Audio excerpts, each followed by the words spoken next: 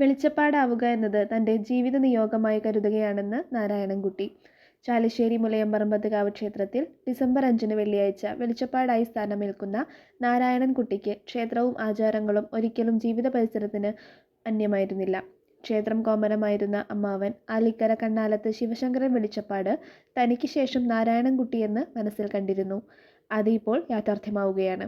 47 വർഷങ്ങൾക്ക് ശേഷം തന്ത്രി കരണനെല്ലൂർ പത്മനാഭൻ നമ്പൂതിരിപ്പാടിൻ്റെ മുഖ്യ കാർമ്മികത്വത്തിൽ ക്ഷേത്രത്തിൽ കലശം ചൊരിയൽ ചടങ്ങ് നടക്കുന്നതോടെ നാരായണൻകുട്ടി വെളിച്ചപ്പാടായി സ്ഥാനമേൽക്കും. അമ്മാവനായിരുന്നു മുന്നത്തെ വെളിച്ചപ്പാട്. ഒരു ആഗ്രഹം ഉണ്ടായിരുന്നു. ഒരു അമ്മോട് വയ്യാണ്ട് അമ്മോട് പറയുകയും ചെയ്തു, അവനായ തിരക്കില്ല ചെയ്യാന്നൊക്കെ പറഞ്ഞു. അതുപോലെ മുമ്പൻ്റെ ഒരു ആഗ്രഹം പോലെ തന്നെ പരിപാടിയൊക്കെ സഹായിക്കും. 41 ദിവസം ഭജന ഇരിക്കണം ഇവിടെ. ഈ അമ്പലം ഈ പരിസരം വിട്ട് പോകാൻ പാടില്ല. അപ്പോൾ കാലത്ത് ഇവിടെ അമ്പലത്തിനുള്ള കാലത്തുള്ള ഭക്ഷണം, ഉച്ചയ്ക്ക് അമ്പലത്തിനുള്ള നീതി. പിന്നെ വൈകുന്നേരത്തിന് നമ്മുടെ ചെറിയ അമ്മാവുണ്ട് വെളിച്ചപ്പാടിൻ്റെ അനിയൻ. നമുക്ക് വൈകുന്നേരത്തിന് ചപ്പാത്തി എന്തെങ്കിലും കാര്യങ്ങൾ കൊണ്ടുപോകും.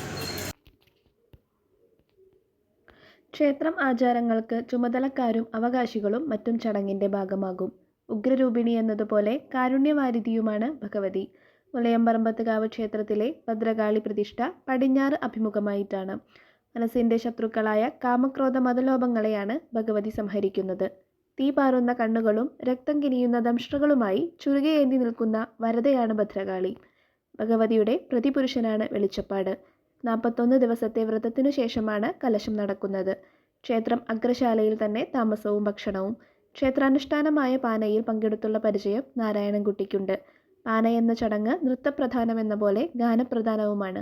മലബാറിൽ പാന എന്ന ചടങ്ങ് നടക്കുന്ന അപൂർവ ക്ഷേത്രങ്ങളിൽ ഒന്നുകൂടിയാണ് മുലയമ്പറമ്പത്ത് ഭഗവതി ക്ഷേത്രം. അയ്യപ്പൻ വിളക്കുകളിൽ വാവരായി പങ്കെടുത്ത പരിചയവും ഇദ്ദേഹത്തിനുണ്ട്.